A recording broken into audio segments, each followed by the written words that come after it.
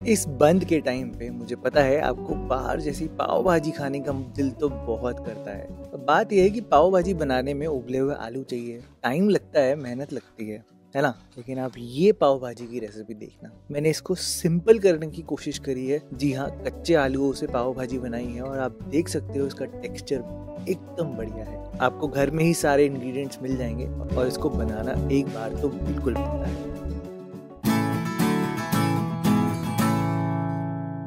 Hello दोस्तों, मैं हूं भरत और आपका स्वागत है भरत किचन हिंदी में। तो फिर देर किस बात की, चलो फिर शुरू करते हैं। मैं अब भाजी बनाने के लिए मैंने ये बेसिक सब्जियां ली है। मैंने कैप्सिकम ली है, एक 4 आपको टमाटर चाहिए होंगे खट्टेपन के लिए, 1 प्याज लिया है, 1 ही प्याज काफी होगा।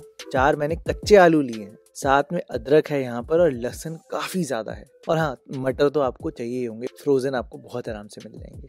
बस अब आपने थोड़ी मेहनत का काम करना है, वो ये है कि आप कैप्सिकम को फाइनली चॉप करना है, टमाटर को भी, प्याज को भी, आलू को आप ये देखो मैंने थोड़े बड़े बड़े पीसेस में काटे हैं, जैसे कि आलू गोभी बनाते हैं ना, बिल्कुल उसी साइज के आलू काट दिए। और साथ में अदरक तो मेरे पास चॉप्ड ही पड़ी हुई थी, लहसुन को भी मैंने फाइनली चॉप कर लिया है। बस ये हो गई प्रिपरेशन। 10 मिनट में आराम से हो जाएगी आपकी प्रिपरेशन और फटाफट से अब पाव भाजी बना लेते हैं। तो पाव भाजी के लिए मैंने कढ़ाई ली है। मुझे पता है कि वैसे पाव भाजी तवे पे बनती है और तवे में उसका लॉजिक भी होता है बनाने का, लेकिन फिलहाल कढ़ाई में मैंने तेल डाला है। जी हाँ, पाव भाजी में तेल डाला है पहले, क्योंकि जो कढ़ाई होती है वो इतनी हैवी बॉटम नहीं होती। इसमें बटर जब डालेंगे तो जलने के चांसेस हो जाते हैं। और ध्यान रहे, पाव भाजी में बटर जलना नहीं चाहिए। तो 1 चम्मच बटर भी डाला है फ्लेवर के लिए अभी, लेकिन हाँ, पाव भाजी में बटर जलना नहीं चाहिए बस।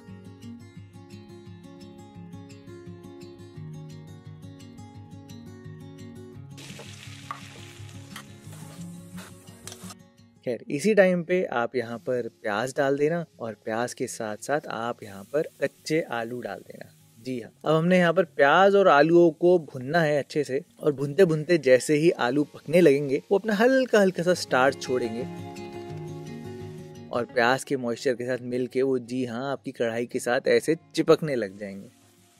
तो आप घबराना बिल्कुल भी मत, आप कोशिश करना हल्का सा स्क्रैप करने की, पर ज्यादा भी स्क्रैप मत करना, क्योंकि ये बाद में बहुत आराम से सारा फ्लेवर निकल कर आ जाएगा और बहुत बढ़िया लगेगा। मैं यहाँ पर मीडियम फ्लेम पे कुकिंग कर रहा हूँ और आपको प्याज और आलूओं को भुनने में मुश्किल से मेरे ख्याल से 5 से 7 मिनट लगेंगे, ज्यादा देर नहीं लगेगी। जैसे ही आलूओं का हल्का हल्का कलर चेंज होना शुरू हो जाएगा ना, और आप ये देखो प्याज का कलर कहाँ पिंक था और कहाँ व्हाइटिश ट्रांसलूसेंट हो गया, इस स्टेज पर आकर ही आप यहाँ पर अदरक लहसुन कटे हुए डाल देना और इनको भी अच्छे से मिला देना, ताकि इनमें कच्चापन बिल्कुल भी ना रहे। और आप देख सकते हो जैसे जैसे मैं स्टर करते जा रहा हूँ, कोशिश कर रहा हूँ कि जो ये थोड़ा सा चिपका चिपका है उसको साथ साथ निकालते रहूँ, बट ज़्यादा बिल्कुल भी नहीं निकालना, थोड़ा थोड़ा ही करना है बस। अब आलू हल्के हल्के से पकने लग गए हैं, तो ये राइट टाइम है, यहाँ पर मटर डाल दें, यहाँ पर कैप्सिकम भी डाल दें। इस भाजी में थोड़ा और मॉइस्चर आएगा जो कि आलूओं को और पकाएगा। जी हाँ, बस आप यहाँ पर अच्छे से इसको स्टर करके थोड़ी देर और भूनते रहना, और ये सब चीज़ें करने में आपको और 5 से 7 मिनट लग जाएंगे। यानी कि अभी टोटल टाइम जो पकाते पकाते हो चुका है वो आराम से 15 से 20 मिनट हो गए हैं। और आप ये देख सकते हो कि यहाँ पर जब मैं ऐसे करछी से आलू को मैश कर रहा हूँ तो ये क्रश होने लग गए हैं, मतलब आलू भी पक गए हैं। अरे वाह, हमें तो आलू उबालने की जरूरत ही नहीं थी। और आपको अच्छे से प्रूफ करने के लिए तो कोई दिक्कत नहीं, मैं आपको एक आलू पीस के भी दिखा देता हूँ। पक गया है ना आलू, देखा, आलू उबालने का भी टाइम नहीं लगा। इसी टाइम पे आप यहाँ पर टमाटर डाल देना, और टमाटर यहाँ पर मॉइस्चर ऐड करेंगे जिसकी वजह से बहुत फर्क आएगा इस रेसिपी में। और हाँ, आपको तो पता ही है कि टमाटर के साथ तो नमक भी आएगा ना, नमक थोड़ा सा ज़्यादा, क्योंकि आलू है तो आलू नमक काफ़ी पीते हैं, थोड़ा सा ज़्यादा। यहाँ पर हम थोड़ी देर तक भुनेंगे जब तक टमाटर हल्के हल्के गलने शुरू नहीं हो जाते। बहुत ज़्यादा देर तक आपको भुनने की कोई ज़रूरत नहीं है, हल्के हल्के गलने तक आपने भुनना है, 3 से 4 मिनट। फिर आप यहाँ पर पानी डाल देना, और अभी जो गैस हाई या मीडियम फ्लेम पे थी उसको आप लो पे कर देना। हाँ, लो पे कर देना और इसको ढक देना 5 मिनट के लिए। 5 मिनट में ऐसा होगा कि जितनी भी यहाँ पर चीज़ें हैं ना सब अच्छे से गल जाएंगी। और 5 मिनट के बाद आप यहाँ पर तब तक पकाना जब तक इसमें से पानी उड़ने नहीं लग जाता, यानी कि पानी की मात्रा काफ़ी कम नहीं हो जाती। आप ये देखो पानी काफ़ी कम हो चुका है। ये बहुत ज़रूरी पॉइंट है, क्योंकि अगर आप ज़्यादा पानी में मैश करने बैठोगे तो आप मैश करते रहोगे, हाथ में दर्द हो जाएगा और पाव भाजी का कुछ और ही बन जाएगा। आप देख सकते हो कि मेरा पानी काफ़ी कम हो चुका है। तो अब मैं इस भाजी को मैश कर रहा हूँ और ये क्या, नीचे तो कुछ भी चिपका हुआ ही नहीं है, ऐसे कैसे, सब गायब हो गया। अरे वाह, ये बढ़िया है। बस आप भाजी को यहाँ पर अच्छे से मैश कर देना और जी हाँ, आपकी पाव भाजी लगभग पूरी तैयार है। इतनी जल्दी। अब मुझे पता है आप सोच रहे हो कि भरत भाई ये पाव भाजी में तो कलर ही नहीं आया है, ये तो कुछ और ही लग रहा है यार। घबराइए नहीं, अब मैं आपको थोड़ी सी ट्रिक बताता हूँ जिससे कि फ्लेवर इनहैंस होगा। ऑब्वियसली बटर से तो होगा ही, बटर तो किसी भी चीज़ में डालो तो होगा ही, लेकिन मसालों को भी डालने का भी एक तरीका है कि मसाले हल्के हल्के भुने हुए होने चाहिए। तो आप यहाँ पर भर कर धनिया पाउडर डालना अच्छे से, थोड़ा सा हल्दी पाउडर डालना, ध्यान रहे बटर जलना नहीं चाहिए, एकदम लो फ्लेम पे डालना है आपने। फिर आप यहाँ पर पाव भाजी मसाला डाल देना 2 चम्मच और थोड़ी सी कश्मीरी लाल मिर्च,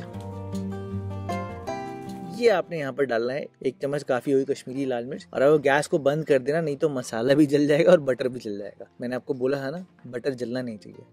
और अब इस मसाले को ना थोड़ी देर हम भून लेंगे। भुनने से उसका फ्लेवर इनहैंस होगा और जो बटर हमने डाला है ऑब्वियसली वो तो और इनहैंस करेगा ही। अच्छा, अब फिर से मैं गैस ऑन करूँगा। अब आप बोलोगे कि भरत भाई तुमने गैस ऑन कर दिया, अब तो मसाला जल जाएगा। नहीं, अब हम यहाँ पर पानी डालेंगे जिससे मसाला हल्का हल्का फूलने लग जाएगा और आपको एक मसाले का पेस्ट मिल जाएगा।